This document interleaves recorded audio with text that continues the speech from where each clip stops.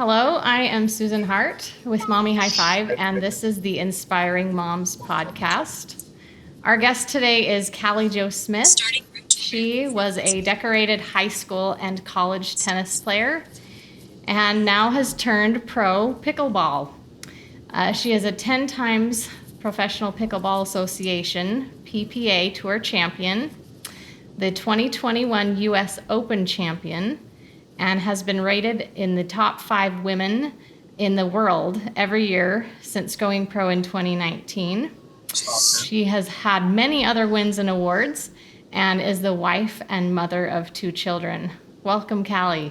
Thank you. Thanks so much for having me. Thank you for being here.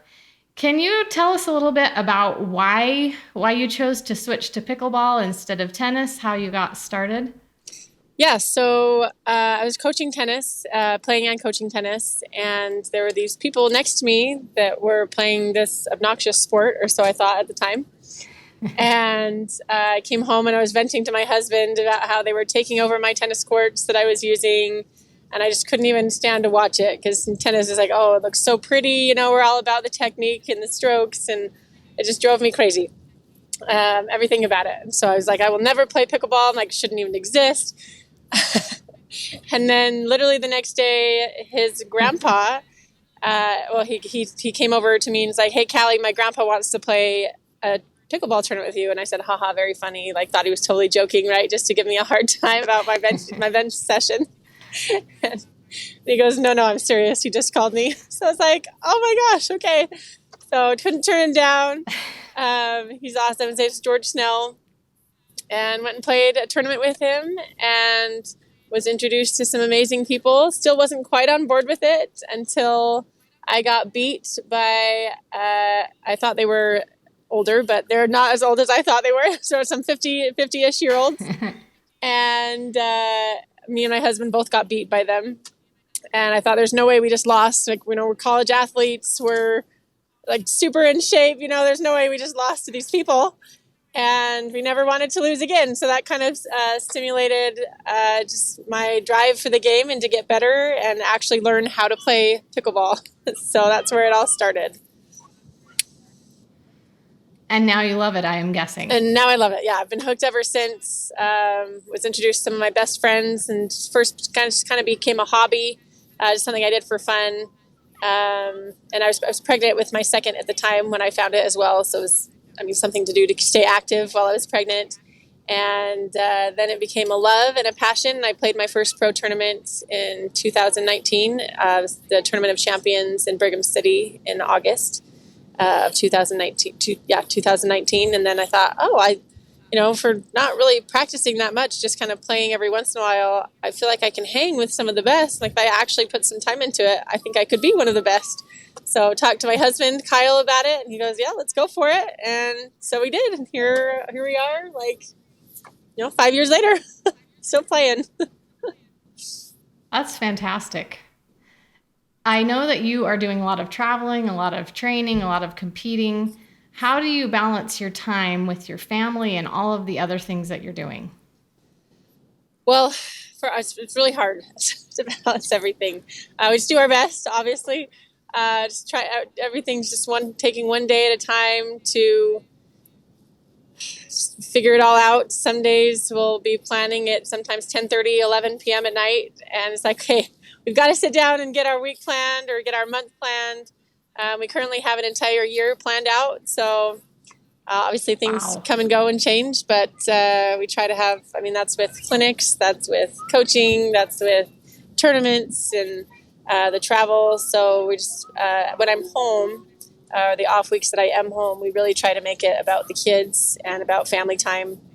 And that's kind of where we try to find the balance is we really have to schedule it in or it doesn't happen with practicing and trying to, and recovery time in between the tournaments. And so we'll plan family nights and family date nights in our weeks. And that's kind of how we try to balance it all is just through planning, really.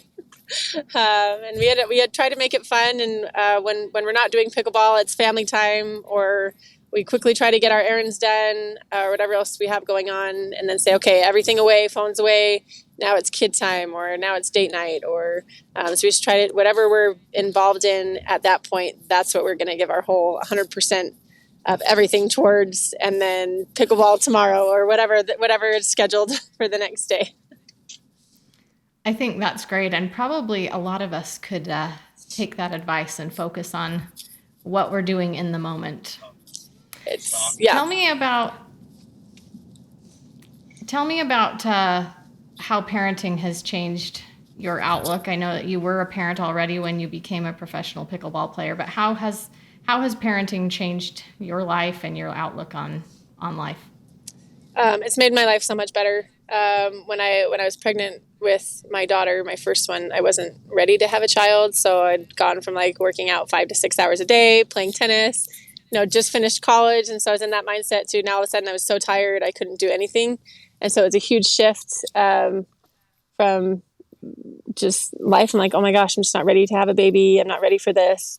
And it's actually really hard for me. And I'm like, oh, I should be really grateful because there's so many people that can't get pregnant, and I almost had like this depression because everything had changed, and I knew how much it would change, and I wasn't prepared. I guess I wasn't prepared for how much it would change.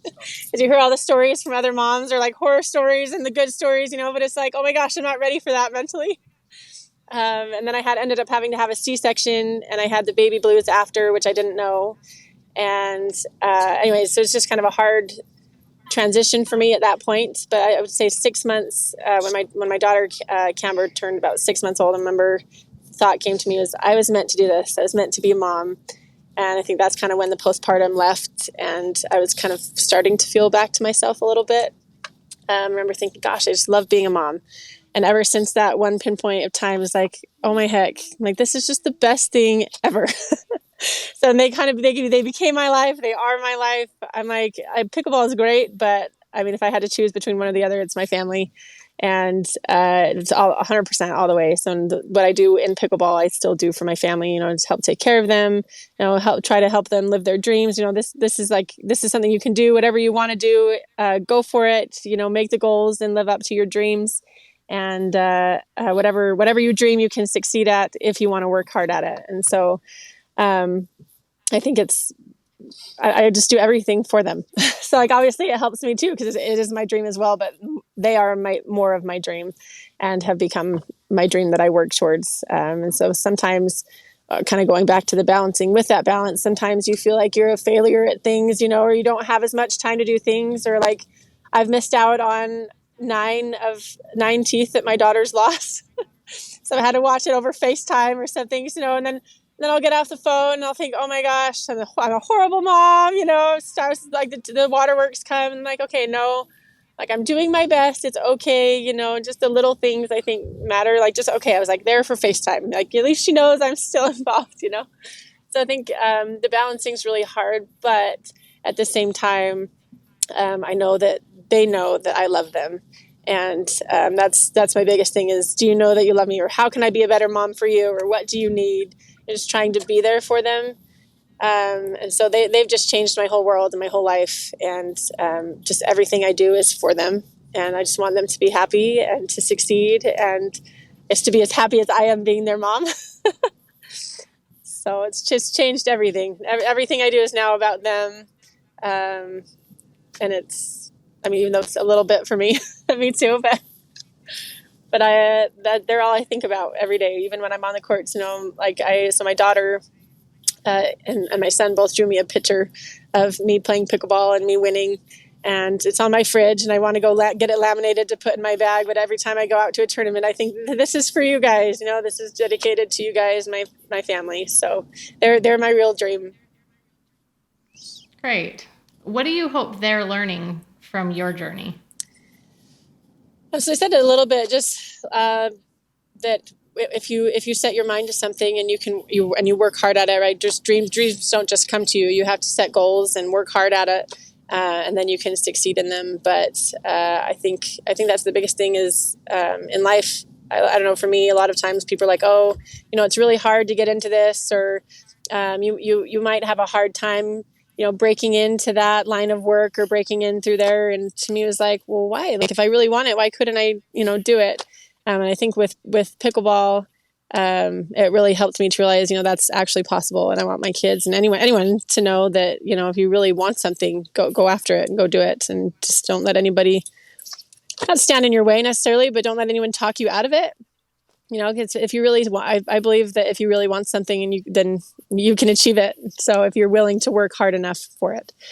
And so I want my kids to know that, and I want them to be able to live up to and live any of their dreams that they have. Like my daughter and my son both love art. I'm like, if you want to be an artist, go be an artist. Like if you want to be a musician, go be a musician. Just whatever you want to do, whatever your love is, that's what I want you to go after and go do. And I don't want them to ever think that they can't do something just because someone tells them they can't. So I guess That's another fantastic. one that I've loved is they get to meet people and interact with people. And I think networking is a huge aspect of life as well. A lot of it's about who you know too. And so being able to communicate with people and make connections and relationships and go places and experience different areas and different cultures. I just think it's been a big learning experience for me and for them, just to see their excitement and the things that they learn as they see and travel with me as well. Well, they're definitely having a great experience, I'm sure, with all of that. What would you say to moms who feel like they have to give up on their dreams in order to be parents? So I would say, I kind of had similar feelings when I had my first one. It was like, oh my gosh, my life's over. I think I can't do anything else that I wanted to do now. But I learned that you can still do things for yourself too, but just include them. And my husband was actually a huge example of that. Before I even got married to him, like I was like, oh, marriage is going to keep me from living my dreams, right? And he came to me actually in my apartment. He's like, Callie, he's like, I just feel like you think that you have to stop what you're doing or that you won't be able to live your dreams. He's like, I just want to be part of them. I just want to be there with you and help you in them. At that point in time, and I wanted to be a professional tennis player. And he told me, if you want to be a professional tennis player, he's like, I just want to be in the box, cheering you on. I want to be your biggest cheerleader. And at that point I was like, oh, okay, it's just living the dream with you. And so I don't necessarily think that you have to give up on them. You can still have them, or if your dream becomes your family, which at that point it did, and I was okay giving that up at that point in time for them, when I realized how much I loved being a mom, and that was okay with me. So and when I found pickleball, I would bring my kids with me to practice. So they would still be involved there. Or when I was coaching tennis, my daughter would be sitting on the basket balls with me or help me pick up the balls, afterwards. And so I just tried to include them. And now I'm coaching my daughter tennis. When she was 3, she asked if I could teach her tennis. And so I'm like, yeah, let's go. Let's get out on the court. So I think that they just want to be part of it. And so I guess the advice I would give is you don't have to give them up. But maybe they might change a little bit. But I know that the family and the kids will just want to be involved and help you or be involved with you in living those dreams. Thank you. Who are some of the women who have influenced you most? Definitely my mother. My mother's one of the biggest influencers in my life. She's always been supportive. She was actually one of my tennis coaches, my main tennis coach, I would say. She was always just helping me, like, hey, you've got this, always in my corner. And still is my supporter. She still comes to most of my pickleball matches and travels along with my dad. And but as far as moms, she's the best mom and the best grandma. Just always encouraging and especially towards living dreams, or go after it, or you're doing so well at this. And always, I remember at a young age, she was helping us to be the best she could at math. She was a little limited in math, but she was always trying to help us to be better than she was. And she wanted us to succeed more than she ever did. And I always felt that she always was helping us to be the best that we could be and wanted us to be the best that we could be. And so that drive was instilled in me at a young age due to her. So I'd say her, my church leaders that helped, same thing, just giving me hope and for life and advice.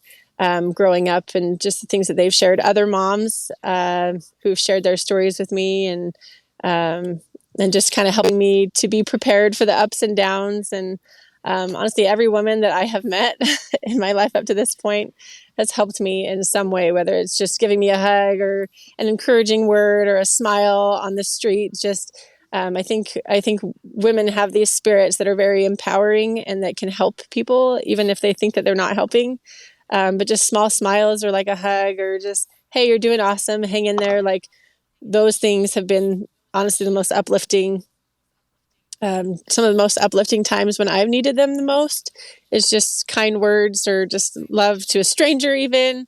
And those, so every woman who has crossed my path, I don't think, I think that they've all helped me in some small way.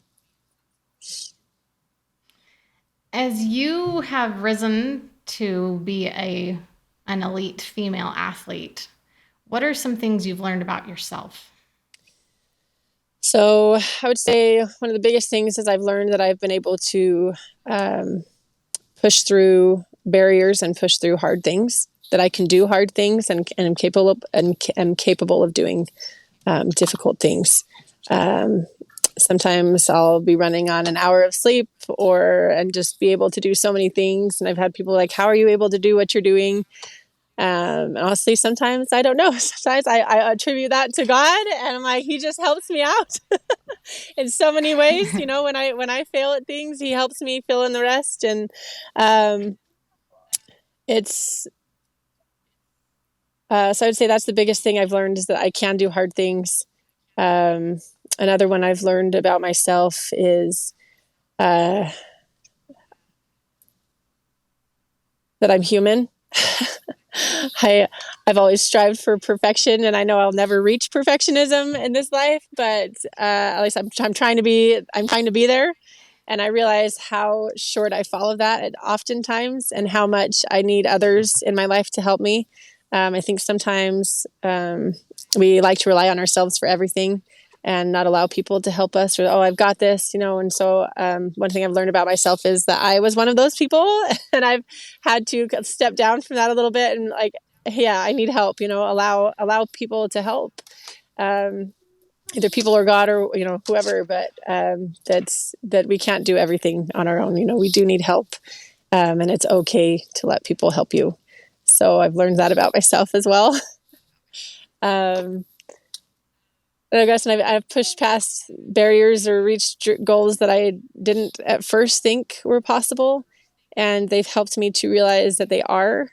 And so now that's like my biggest advocation to others, is that you can do those hard things, that you can achieve goals even when people say you can't, or, oh, it's going to be so hard. And it is hard, but it's worth it if it's worth it to you. And so for me, setting goals and achieving those goals, that's been a huge learning experience for me as well, and something I've learned about myself that I can do. What are your goals for the future? So I would like to be number one. That's my goal, is to be number one. I did achieve that goal for a little while, and still is my goal. But I think ultimately it's to be, just to see what is my best, and that's still untapped potential. I think I'm in my mind, I've just started pickleball. And so there's so much to learn still. And so my current goal is to see how far I can go. Where is my potential? How much more potential do I have? And that's been kind of a cool experience to see. As I've learned new shots and different things, like, oh, I didn't know I could do that. Okay, I'm going to add this into my game. Or just seeing what the other shots that other people have in their games, like, oh, I want to add that to my arsenal as well. Let's figure out how to do this. And it's just been a process to see that. And actually, I listened to a podcast from Steve Young, something that kind of changed his mindset of, I love everybody, love others on the team, and on other teams. It's not about the competition. It's about, the journey. And so I've really tried to focus more on the journey and the learning experiences rather than the outcome. And when I started to do that, I started to find myself being just more happy with my progress, rather than, oh, I'm not meeting my number one yet, or I'm not number one yet, and kind of feeling down. Rather than, what's been the journey, how far have I come, and looking more at the journey rather than the end goal. And I think that's the most important, is are we enjoying and focusing on the happiness or the joy or the growth that we've made in that journey, rather than focusing on the end. Great. I have watched several of your doubles matches. I'm wondering how it's different for you to play with a teammate and to play with different teammates instead of the same one all the time. So as far as playing with the same person, I like it because you get to know them a lot more, right? You have a connection and a friendship, and so it's fun to play, with that person because you trust them, you know what they're doing, you kind of build that bond and that relationship through competition and on and off the court. But then playing with like a team, especially a new team, we're all pretty close on the tour anyways, for the most part, I would say. We all know each other, we see each other almost every other week or every weekend. And so you get to know them anyways, but just the little things on the court, it's different and fun because it's kind of like, oh, it's a mix up. It's nice. It also takes a little bit of figuring out. So kind of like a little bit of a puzzle. So to say, okay, this is what's working, this is what's not. So I would say at the start, maybe a little bit of a challenge, but as you work together and bond as a team, you become closer, your friendships grow. It's fun to be on a team and have someone in your corner and cheering for you, rather than maybe feeling a little more alone and by yourself. You have others cheering for you and rooting for you and just really wanting you to win as well. So I would say I like both of them. They're both fun, but the team aspect is a different fun. That's kind of a little bit of a breakup from the everyday routine. So I've enjoyed that. I've enjoyed the team camaraderie, and it's something that I've missed from being on my tennis team at the University of Utah. I've missed all of them. We still keep in contact, so it's kind of fun to have a team-focused event again. It's just a different energy, different involvement from all sides, and I really enjoy that as well. Do you feel more or less pressure when you have someone playing with you? I would say there's a little more pressure because you want to please everyone there too. But I think that's where the mental game comes in, is, okay, all I can do is my best. That's a factor I can't control. And so learning what I can and can't control is huge. So I'm like, okay, what I can control is my attitude today. I can control how hard I try today. I may not be 100% on my game, but I'm going to give it my all. And those are the things that I can control. So I would say when I start to focus on those uncontrollable sides, then yes, there's absolutely a lot more pressure, especially with your team managers, and you're like, oh, I really want to do well for them, and you start thinking about all these things. It's like, okay, slow down, those are out of my control. All I can do is this today. So you kind of have to hone it in and remember, okay, what can I do about this situation? Can I control it or can't I? Those sound like some good life lessons that could be applied in a lot 100%. Of areas. They've helped me out a lot. Sometimes even at home, I'm like, okay, what can I control right now? And what can I not? Let's go from there. Tell me how you unwind when you're not doing all of the other many things that you're doing. Sometimes it's just having a good cry in my car by myself. Then I'll feel better. Mostly it's just coming home to my family. They're kind of my relief system. My husband and my kids, just seeing them is like, oh, okay, it just helps all the stress that I've been feeling just kind of melt away a little bit. So just feeling their love and support has been a big one for me as far as decompressing. I do sometimes just like to sit and watch movies or read a book. I'd say reading a book is a huge one, especially as I'm traveling or going, or a lot of times my decompression time happens in the car as I'm driving to practice.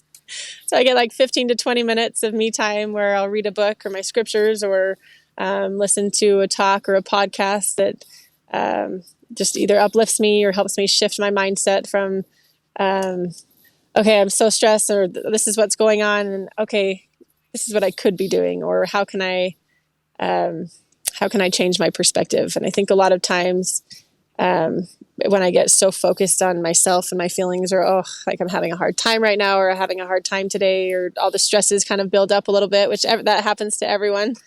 I think, okay, look back, look at my life, kind of put things in perspective. This is how I'm feeling right now, and it's okay to feel like this. Right. And that's, I think sometimes we try to push out those feelings and like, okay, I can't feel angry, or I can't feel frustrated, or I can't feel sad. But that's just our minds telling us, it's okay to feel that. It's okay to feel like that.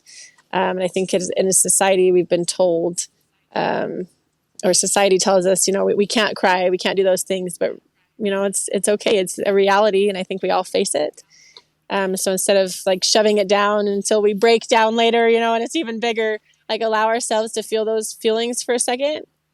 And then it kind of, honestly, for me, that's decompression, because I'm like, okay, I'm going to feel these feelings for a minute and allow myself to feel it. And then I feel so much better afterwards. So just instead of kind of shoving it down and putting it to the side, I'm like, okay, this is what I'm feeling today, and it's okay, but this is what it's going to be later. So, I think choosing to feel those things is important. And then choosing to be happy, or choosing to focus on something afterwards, makes it better. So I feel like when I focus on other people, like, for example, I had a lady who just lost her grandson, and a neighbor that just lost her grandson, and then another granddaughter. And I was like, okay, putting things into perspective.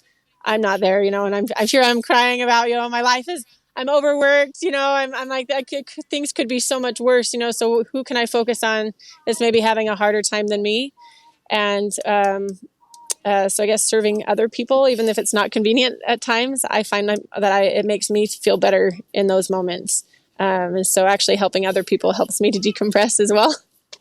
And I know that sounds kind of counterintuitive, but it really does help me, and it helps me focus on something other than my own problems and my own issues that I'm having.